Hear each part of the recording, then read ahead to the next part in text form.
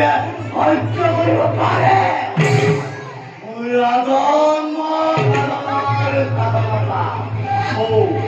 অদূৰত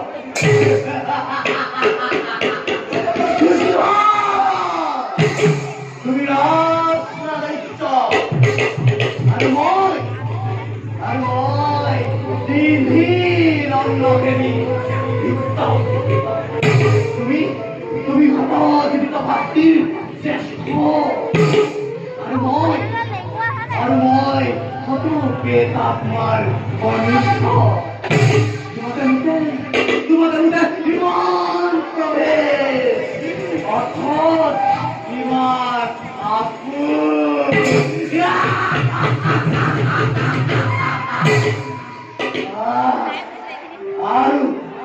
আৰু বেছি বৰ নাই